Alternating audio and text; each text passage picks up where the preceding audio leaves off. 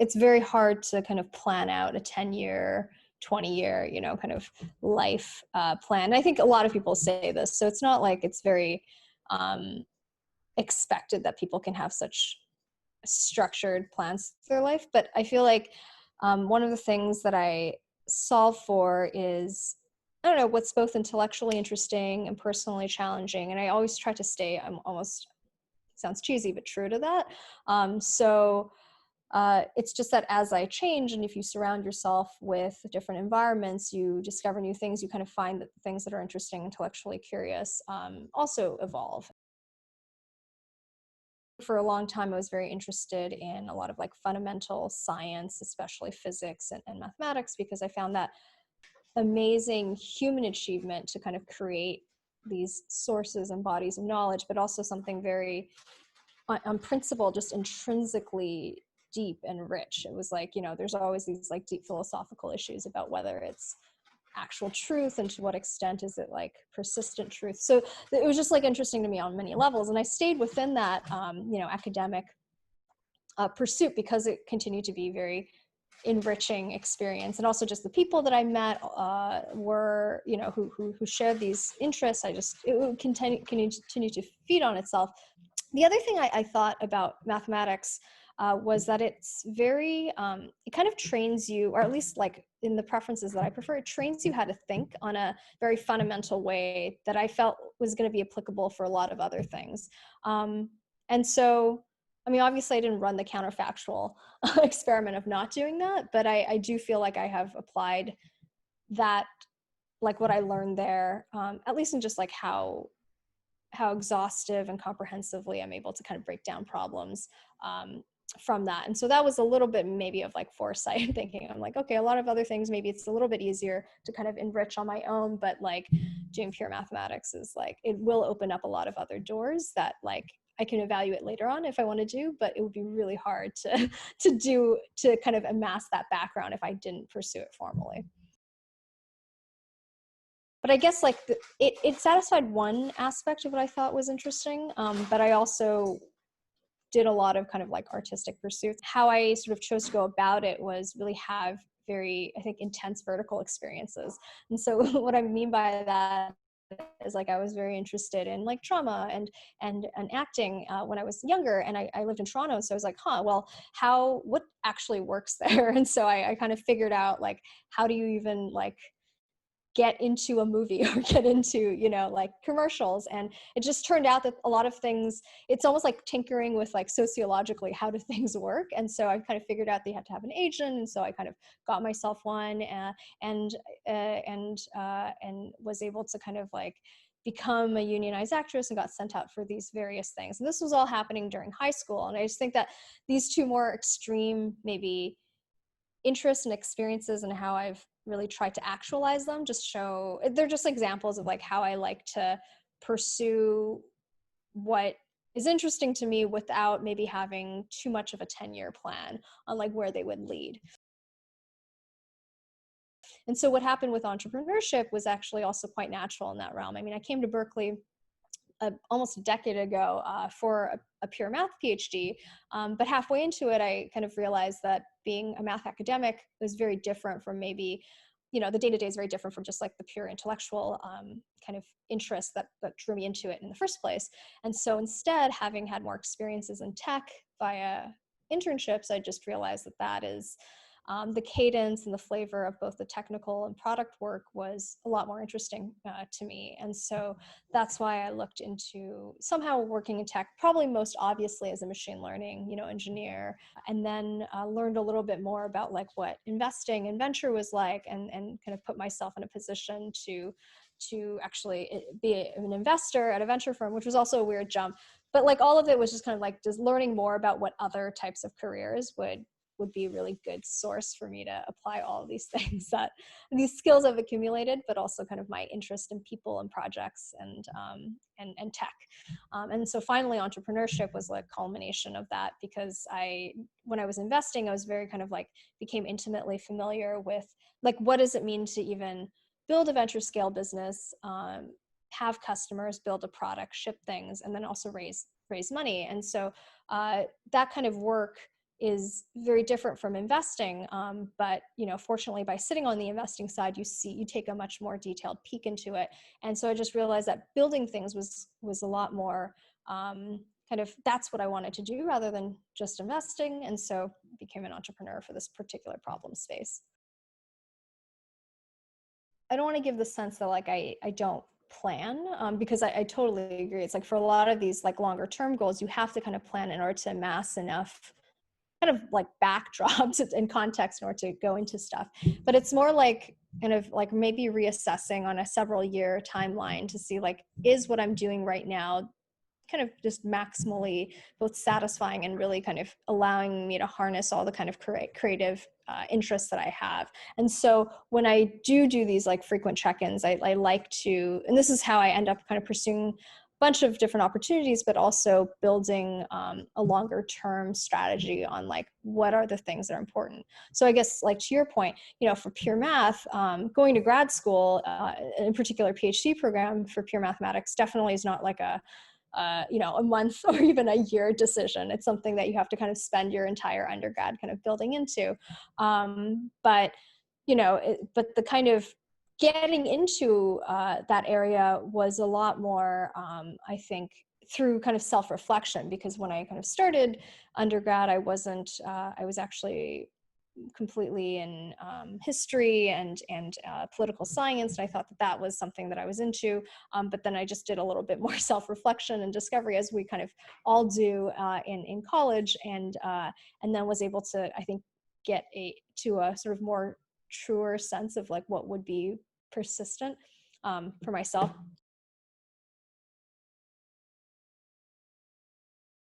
Founding something is already hard, and then if you have somebody that you really trust and respect, kind of sharing half the burden and kind of motivating each other while things get tough, like that would be the perfect scenario. The truth though is finding the perfect co-founder is like such a difficult task that oftentimes, like this is kind of what I mean by some of the insights you gain as an investor, because you see a little bit more examples before trying it yourself. You're like, the best thing is having the perfect co-founder. The thing that often happens is like you have co-founder breakups that just make a company die. And so in my case, it's like I had the idea that I already was committed to pursuing. So I didn't want to wait around for the perfect co-founder. And I was open to finding co-founders within maybe the first like 6 months of starting the company, because there was still a lot of room to kind of like share that in the founding team. But by the time I kind of reached 6 months into Rosebud, I already had pretty solid kind of product direction and already people that I was like looking to hiring for the team, that it no longer made sense. And so, to the point about whether it's hard, it's like, yes, definitely. Like there's a little bit of like you kind of bearing a lot more responsibility for not only the people that you hire, but the vision, and making sure that in order to be somebody who wants to improve, you're always kind of very self-critical as well. So you kind of fall into those patterns. Kind of have to build up mental stamina to be both extremely self-critical but also like wildly optimistic. And it sounds like a contradiction to hold, but I think that's really what you need as a founder, to kind of keep on grinding it out and yet have a lot of self-discipline to not feel like this being self-critical is going to make you depressed. So things that I do to help, I think one of the things I loved about Y Combinator, and I think gets kind of missed in the conversation where VCs are like, oh, Y Combinator, is it still useful? Is the fact that you're sharing a cohort with like so many other companies at your state. And you also know other companies that are maybe just 6 months ahead or like a year ahead in terms of like growth and fundraising. And these peers of yours can be just such great support network, because everyone's going through this craziness of being a startup founder, which is quite a rare experience. But if you have a cohort of people all kind of like having very similar problems of dealing with the chaos of the day-to-day of running a startup, it's a lot more of a just like morale boosting community. I do find that I pick out a couple of pretty concrete things. So I like people who are low in ego. And what I mean by that is like, it's obviously, it's definitely a privilege to be a startup that can attract talent, and there's smart people that have many different dispositions. So, love to kind of attract smart candidates to the company, but I feel like people who are low in ego, who just kind of, they listen They're very good listeners, but also people who are willing to kind of just be critical, but in a constructive way. And that's really just such a healthy balance. It's like people need to be okay both giving their opinions, but being constructive about these opinions, and then also be okay kind of like being receptive of feedback, because that's the best way for like growth, not only on an individual level, but from like just an early stage startup. There's so many things that are just chaotic that, if you lose the ability to be transparent and very kind of good, get feedback even from within, then you're going to have even more trouble from outside. So I think the low ego part is trying to encompass all of those characteristics. The other thing is just like a lot of intellectual curiosity. I mean, intellectual might even seems like too narrow of a field, but this is a very technically core startup. But I do want that also translate into like curiosity of like a lot of other things as well. So like really paying attention to like how the customer's demands translates into product. And I think there is like a general curiosity for how things work, of how quote unquote cool the tech is, but also just how does this translate into the right product, asking a lot of questions and then willing to kind of like seek answers in an objective way. That's also something I look for. And it translates in very different, traits. People who are always trying to kind of like learn in their outside extracurricular life, they're always building, or they're always like trying to, it's not necessarily they're only building as a software engineer. I have people who we're evaluating for the team, and they're just like trying to learn different ways to market products. And so they would actually like search for random products to try to market. It's just like that kind of curiosity just goes to show that you're always interested in kind of growing yourself. And I love that. One of the things when I was starting Rosebud and seeing a lot of both pitches in computational creativity and like just deep fakes as tech, just being translated in more of I wouldn't say like on purpose a negative application, but just like there are a lot of talks about deep fakes where we're very fixated on like, oh, these are all the bad things that can happen, or how dystopian, et cetera, et cetera. But when you sort of really delve into it, I think most tech is at first blush neutral, but it's just how you choose to productize and how careful you are in choosing the right users for this and the right use cases that make it in a more positive or negative direction. And so I kind of don't shy away from a problem if it becomes hairy and like has more predisposition to having some like not obviously positive use cases, because I feel like that means that more people should work on this to actually make something really useful out of it.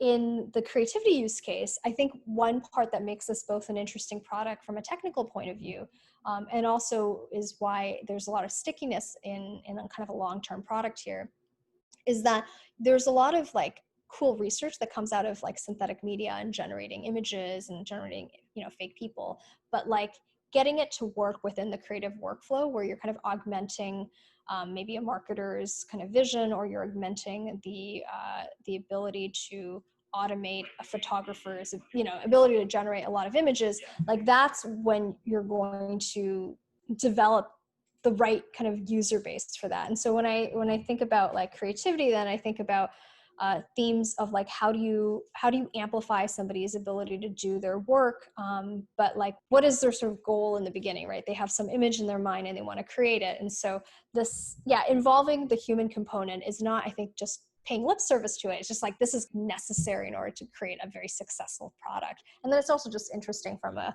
like storytelling creative point of view, because it's like, oh wow, this tech is actually really good at surfacing many examples of some kind of domain, and so that's something that humans are actually less good at. And so you can make these kind of forces complementary, and so it gets our product creativity going. There's a lot of research that make maybe cool demos, and it's kind of vastly developing the space of like deep learning for synthetic media. But a lot of what would translate this technology into a product involves defining like controls for the user. So it's like, even though we can produce a really realistic looking face, like do you produce the face that somebody actually wants? And so there's a lot of stickiness and I think network effects in kind of building out tools that are being used by people right now to define like what is a good output. So in that vein, like expanding on what makes us different is like we're really focused on like making this like actually usable, rather than just kind of like quickly demoing maybe a research that I think can look, and I'm very kind of fond of the open source, research community in this arena, but I think that there's actually quite a lot of work into productizing it so that creatives are getting the right kind of output that they need. Some of it means like higher quality, some of it means like a degree of control of the actual output in terms of features that you have in your mind.